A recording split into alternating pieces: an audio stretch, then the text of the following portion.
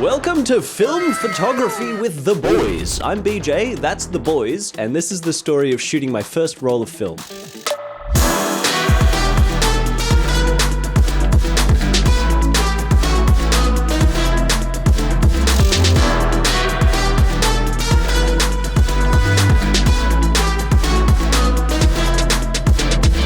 I think we've just accidentally broken into someone's backyard.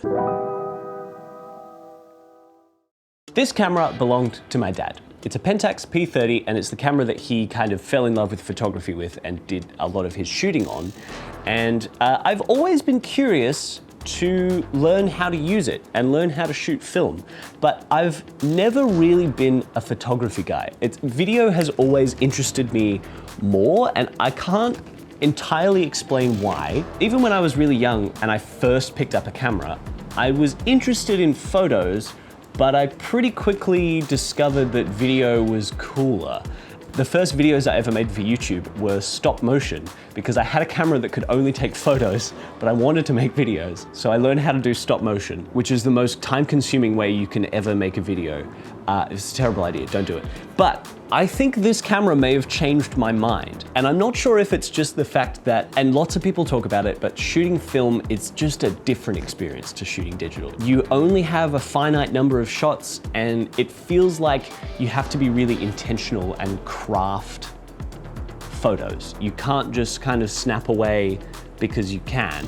It's about, no, I've bought this film to take photos with, and so I must take photos with them and I must go out and find things worthy of capturing on the film. I'm not sure if it's just that it's my dad's camera and so I'm connecting with that history. He's a massive camera nerd and I assume that's where I got it from as well. For the first time that I remember, at least, I was excited to shoot photos and to go out and create a photo and have a still image be the end product. It was my 24th birthday and I decided to spend it learning to shoot film and hanging out with two of my best friends. And we had a blast and I'm gonna bring you along for the ride. Oh, also, if you're interested in more nerdy things, I made a whole video about the lenses for this camera and adapting them onto my modern Sony cameras for filmmaking. So if you're interested in that, I'll link that somewhere. That was a really fun time. We made a short film at the end of it. It was a whole thing, but you can go check that out. But for now, roll the first clip.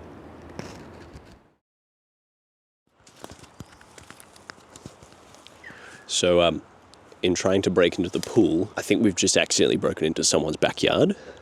And I'm not sure how we did that because we haven't crossed any fences yet. Anyway, so this is the Pentax P30. It's state-of-the-art film photography. It's fully manual, but it does have an automatic mode that we haven't tested out yet today. I'm using the Carl Zeiss 28mm lens. Pretty cool. I do have a telephoto in the car. Just going for those wide-angle shots today, and I like the creative limitation of the prime lens, you know, no zoom in, just one focal length. I'm shooting black and white Ilford something film, HP5 I think it's called. So today the goal is take photos, maybe break into the pool and have a good time. We got Chester on the mic over here. Well, actually, I mean, I'm on the mic, but let's get a shot of you with the sun behind you. Professional, I swear. Oh, lens flares, nice. Here we go. It's still exciting every time. That one's a banger, I can tell already. Let's preview it. Damn! You didn't take the lens cap off.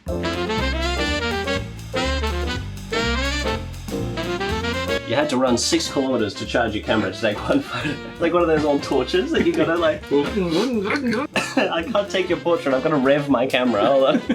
The film that we're playing with today, Ilford HP5 Plus 400 black and white. Because I'm too scared to shoot color. The first order of business was to load the film into the camera. And luckily Dad was on hand to help me out with that because I had never done it before. And it was pretty scary because I knew if I made a mistake, then I could potentially ruin my roll of film or not load it correctly and be shooting blank exposures all day. So Dad gave me a hand and I took my very first photo of the day, which of course was a photo of the cat, because what else? And these are 36, you just say? Yep, I'll be shooting all day. And of course you're gonna run away as soon as I actually try and take a photo. The best thing for the camera is to advance it just before you take the photo. Before you take the photo. Not leave it loaded. Not after. Yep. One photo. Well done, Morsey. That was a good shoot, mate. We'll have the results in 3 weeks.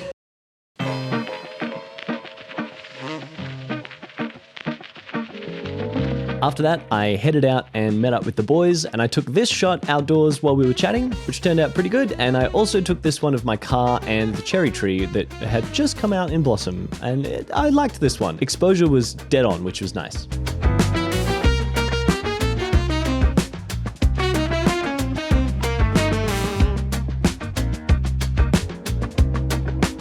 Hello.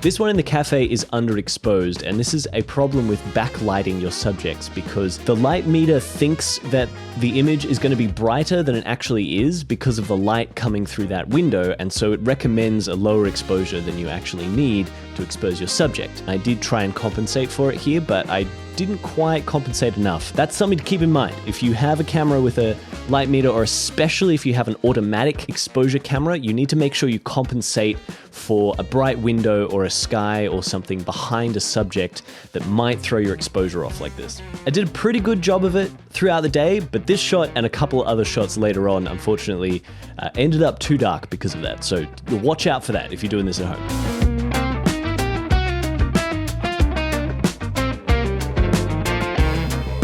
I really liked this one. I think out of any of the shots that we took, this is one of the ones that looks like it could have been out of 1940, if it wasn't maybe for James's shoes. But I didn't realize at the time that my knee and my hand is in the shot. I don't know how I didn't see that. It should have been very obvious, but clearly it wasn't. So there's a little cameo there.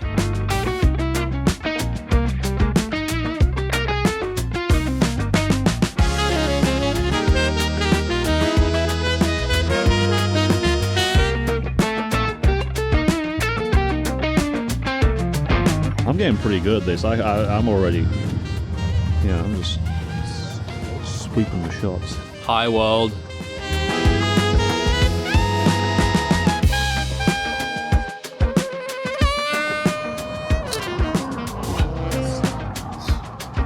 Good job, boys. Freshly caffeinated for our journey, we headed out to our first main shoot location of the day, which was an abandoned pool that we used to swim at as kids that has been shut down for many, many years at this point. I want to make a statement about the allegations. I'm not advocating for anyone to break into anything, okay? We did this at our own risk. Don't do it. Just don't break in anywhere. To places in general. It's not good. Don't do it. What do you rate this pool, James? Really good. It's so good. Awesome pool.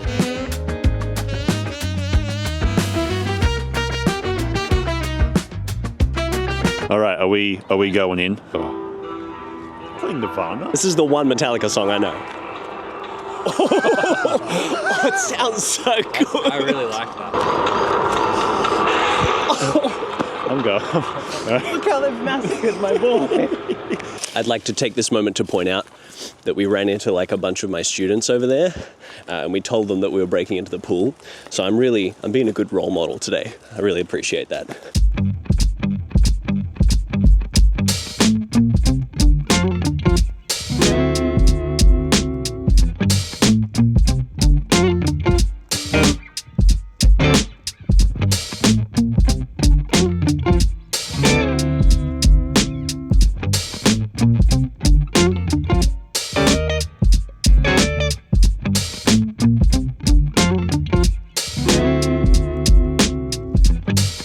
This feels very much like Stephen King's It. All this, I will just mention that because you got this, which there is a light at the end, which goes to the golf course. Oh, really? There have to be snakes in there. We just summited a mountaintop. There's a path. Haste makes waste, I suppose. Used to be our swimming there, but that looks very polluted now. That's cool. There's a person. All the stuff. There's a bit of a shed there.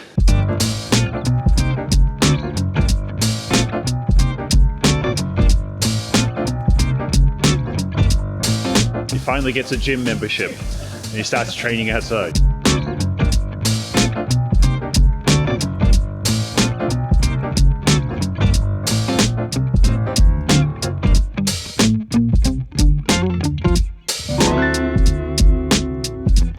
were our first real portraits of the day. I just thought it would be a cool place to do it with a bit of a foreground element, to do something a little more artsy and interesting and a bit silly. These three are probably some of my favorite photos from the day. I think they turned out really well, and yeah, I was really, really happy with these. Chester also took a photo of me, which also turned out really well. That's not tax deductible, I don't care. I really want to see what's at the top of this. My entire childhood was like, what's at the top of those ladders? We'll find the dog. The hound. I was going for a walk, saw something running across the road, weirdly deformed looking dog. I saw it twice.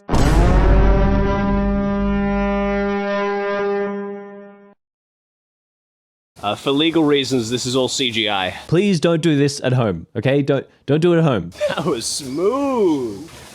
My turn. Do as we say, not as I do, or don't do what I do, and listen to what I say, which is to not do what I'm doing. It's for legal reasons. This is not real. What I just filmed was out of frame. I haven't got the skills that some people do. You don't got that skill.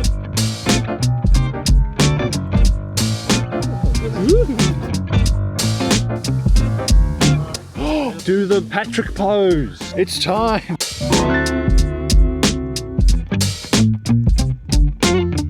This in black and white is going to look crazy good.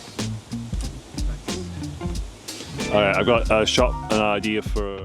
We're also just saying we used to come to this pool when we were kids, and it doesn't feel like that long ago. It was really quite lovely, and it's really not anymore. It's pretty horrible. Yeah, I definitely remember swimming in here. So I guess we're just gonna try and have a little look around. We're not quite halfway through our roll of film, so we've got plenty of exposures left. And just try and get some artsy stuff. This all looks pretty ugly, but once you strip the color out of it, I think it'll look a bit nicer. Just gotta find some cool compositions, I guess. We stayed inside the pool for a couple of hours. This was really the main location that I wanted to cover for the day, so we shot a lot of the percentage of our roll inside. Having a semi-abandoned place to take photos seemed to work really well with the black and white photography idea. It was a little bit avant-garde, a little bit artsy. I really wish I had a 50mm. I think this whole shoot would have ended up with a lot nicer framing and results if I had just a bit tighter lens. Since making this video, I do actually have a 50mm for this camera, so maybe we'll do a part 2 sometime. I think I want like quite a bit closer and kind of like both balancing here, and maybe we'll like lean one person one way and the other way so we can see you both. And then Chester's like about to fall in. All right, I'm gonna get my feet in as well. Okay, ready? Okay, 3, 2, 1. Got it. Does someone want to take a picture of me here as well? Yep. Yeah, but can you do that? Actually facing the camera, yeah. Here we go. Nice. All right, James, give me a 3, 2, 1. Nice. Yeah. So I'll wind it for you. Yeah. So all you got to do, it should still be focused. There are a couple of these, especially this photo of me that ended up underexposed. Again, this was just because the light meter was messed up by the bright sun in the background. And at this point, I should probably mention, I have not done any editing of any kind on any of these photos. I've just brought them straight in as they were sent to me from the lab, straight into the timeline. This is an interesting topic for me because there's something about the analog process of taking film photos that makes me not want to edit anything. I want to leave them exactly how they came out of the camera. However, I actually don't think that that is authentic to the process of how film photography was done in the past, because all of the chemical processes that go into processing the film, there was an art to it. There was a adjustment of exposure and contrast and saturation levels. But instead of it being after the photos were scanned in an editing software of some kind, it was all done during the chemical process. That's where we get the term bleach bypass from, and probably a bunch of other stuff too. So in essence, it would be perfectly fine for me to edit some of these photos in post in Lightroom or something, because I'm just using a different tool for the same job that the chemical processes would have been back in the day. That still just doesn't feel right to me. I still wanted to just leave at least these photos exactly the way they were and the way they came out. And I'm really happy with them, except for those ones where the exposure really didn't work. But that's more of an opportunity to improve my photography skills than it is something that needs to be fixed in post, I think. Back to taking important photographs. I really hope that exposure meter is accurate. Yeah. Because Of any of the things to break on the camera, yeah, that's one thing to break. We've just broken into a pool for nothing. I mean, Listen, the council doesn't give a shit about this place. how do I get down? Don't fall. Do not fall. Do not fall. Don't do it. If you fall, I'll be upset. Hello. Sponsored by DJI. You're gonna go for it? I'll go for it. Do you want me to catch up? Yeah, when I fall. And just guide that. There we go. Easy. Cruising. Cruising USA. Well, I mean, I have to do it now, obviously. Put my faith in the DJI Osmo Pocket 3. Sponsored by DJI. This whole video is just sponsored by DJI. Give me the DJI. We can go now. We've got the DJI. Please pass me the DJI Osmo Pocket 3 Creator Bundle. It comes with a wide-angle lens, a battery mount, a tripod mount, a little feet thing on the bottom. It also comes with one of the DJI Mark IIs, Which you've got on you right now. which I do. It's in my pocket. But Oh, okay. I'm not using it. But it's And in my how pocket. much is that? It's only like $1,100 for the Creator Combo, Wow. which is cheaper than if you just bought the Osmo on its own and then bought like the extra accessories separately. It's insane. More expensive. It's crazy. And they sponsored me to say this. How did you do this? You're also like 3 inches taller than me. Yeah. I am. So you have to fall an extra 3 inches when you fall. All right, James. He's in your hands. Oh, there is. Those extra 3 inches didn't really. I will restate that we encountered multiple BJ students when we came here. Can they still see us? No, I think they must be inside by now. Shoes untied. Shoes untied. Shut up, BJ. No one cares. Shoes untied. DJI is not going to sponsor if your shoes untied. Quick, Chester, make a speed edit of my shoes. Here comes the money. Here we go. Money talk. Here comes the money. Money, money, money. Wow, he's a rebel.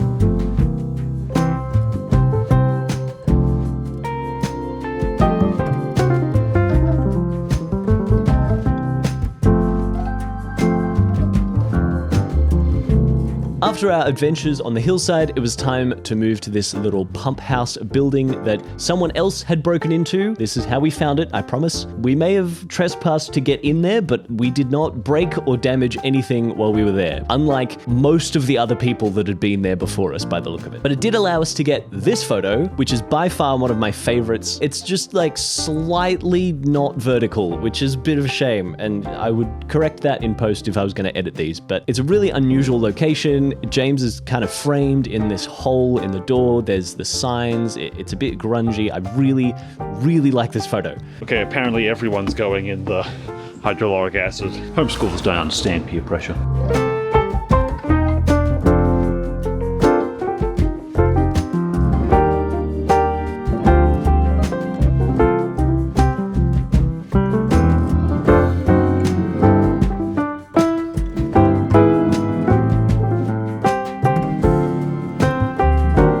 Took this one inside. Really, really happy with this one as well. I was a bit worried about this one because I had my shutter speed really quite slow because it was very dark inside and I did not expect it to work. I thought it would be very shaky and blurry, but it's not. It's perfectly sharp. I think I was at about a 1/12 of a second, which is really too low for handheld photography, but I seem to have got away with it on this one. These are also like brand new. Yeah, literally. They're literally not even dusty on top. Oh, corporate waste.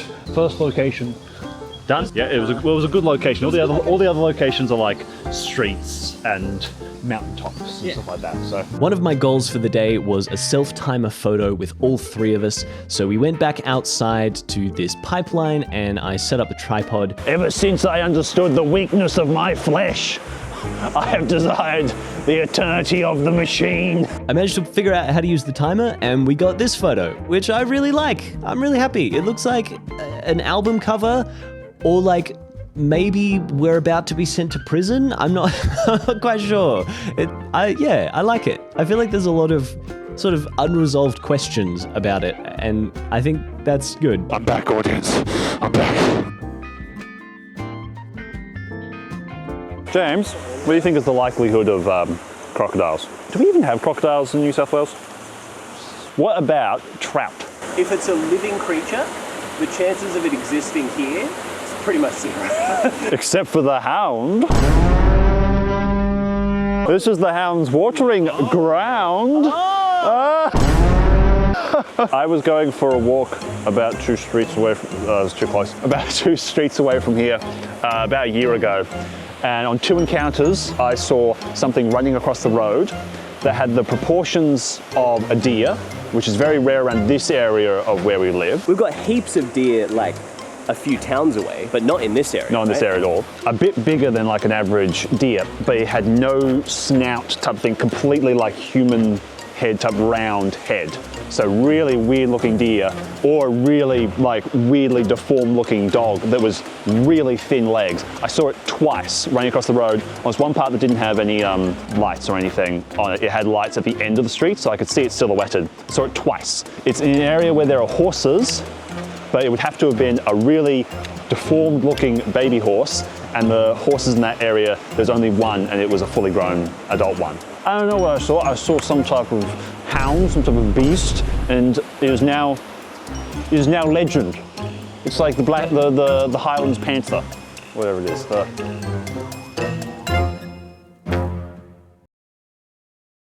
What's up today, audience? My name's Chester. I'm here. Your boy, you know me. I'm just gonna go downhill holding $1,000 camera. It's not mine. If you break it, tax deductible. Having counted a small problem. There's nothing there. Having achieved our primary goal of some photos in that pool, we decided to explore the bushlands surrounding it, and we saw this gate thing lying in the lake, and I decided to do something a little bit creative. All right, I'm gonna try a long exposure. See if we can get these boys like blurry, like they're moving, and then everything else still. And we'll use a tripod. 3, 2, 1, jump. And I think it worked out. If they were wearing all black or all white, it probably would have looked even better because you can still kind of tell that they're just wearing normal clothes. But in terms of the effect, I'm going to count this one as a win. What have you found?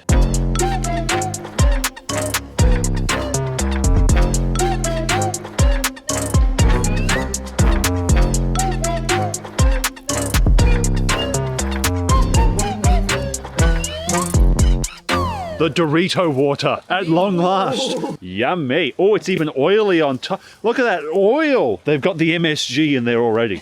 Whoa. That is so cool. If we could get out there, that's like Jurassic Park. That's so, oh, there's people up there.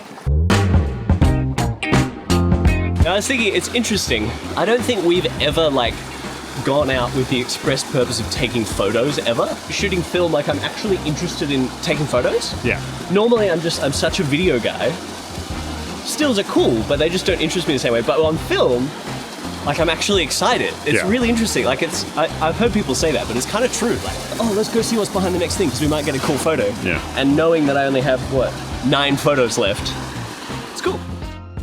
We did our second set of portraits here in this little waterfall area. My shoes wet.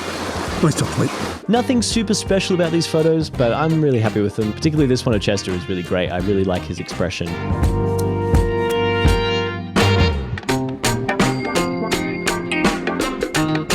I also took this one because I was really taken with the environment and how it looked. And I was showing these photos to my aunt and she was like, yeah, I used to take a lot of photos like this because I thought they looked cool. And then I'd get home and realize that there was no subject for that photo.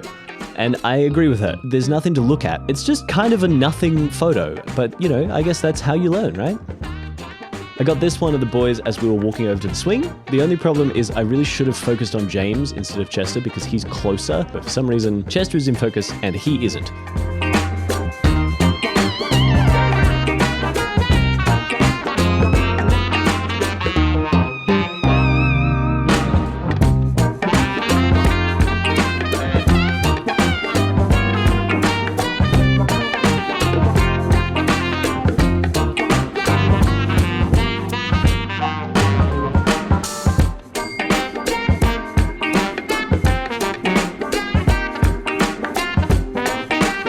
That was so fun. That was so much fun. The ride we were talking about before. It's kind of funny if the pool is stays closed. It'd be kind of fun for the community to just kind of accept a natural water source as their pool, which seems to be what it's done. I've seen heaps of kids down there.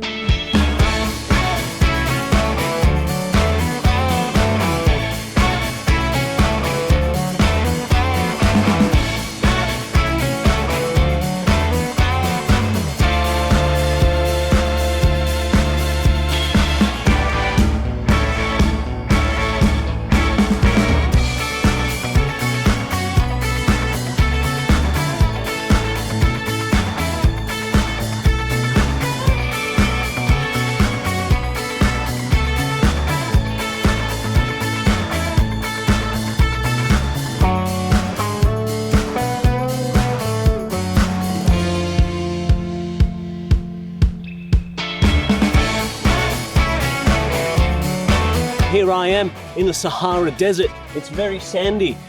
There hasn't been human contact out here for about 40,000 years. Just ignore the tire tracks. And today I'm gonna try and survive with nothing but a film camera and my hat, which I will eat for sustenance.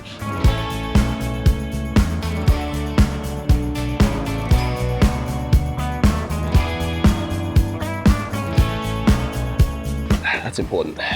This is me now that I know that I can take the ducks from the pond.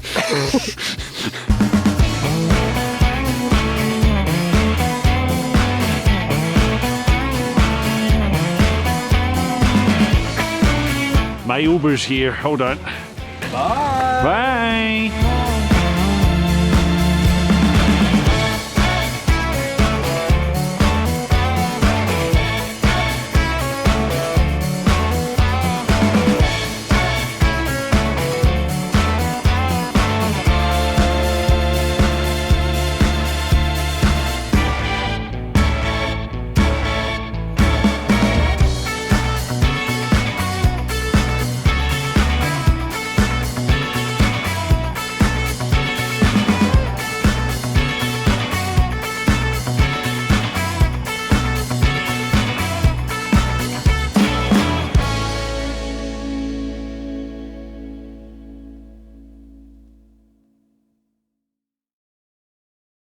I just went to unload the film in the camera and then I realized there was still another shot left. So I just went and took a photo of buttons. I don't think it's going to be any good. I think it's probably out of focus and very shaky, but at least we did it. So now to unload the film. That is not going any further, which means that's the last exposure. Got my instructions here.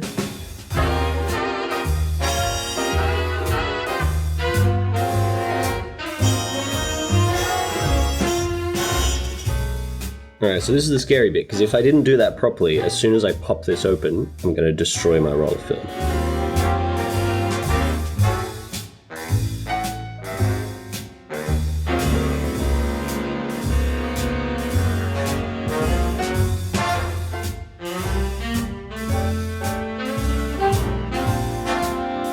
This is the film lab that I bought my film through. They have a location in Melbourne, so you can basically just choose what you need to do, black and white film. I think I'm just gonna send the one roll in and get it done. Because I've never done this before, I'm a bit nervous about like shooting all 4 rolls that I have and then sending them off. So I think I'm just gonna send this one roll off, get it developed. It'll take a few weeks. And then when it comes back, then I can learn from it a little bit. I might do some more shooting anyway, but at least this way I can get the ball rolling and start to learn from my shooting. So they just have this order form here. You can pick what you'd like them to do, what type of film, what size. You can also choose to get your negatives shipped back, which I think I'm gonna do just for this roll, because it would be nice to have like the physical negative. I think that'd be kind of cool. So if I get the negative shipped back as well, it's gonna cost me $37 to get one roll of film developed, which is very expensive for 36 photos. When you think that I can take hundreds of photos on my iPhone for free, but it's just not the same. I actually haven't looked into whether there are any other film labs around that would be cheaper. If I end up getting into shooting film more, then I can start looking around at other labs to process things like that.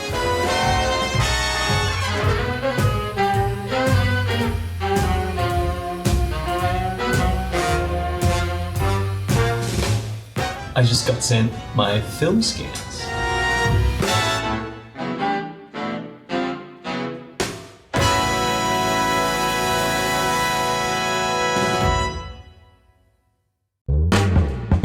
Thank you so much for watching this video. I hope you enjoyed it.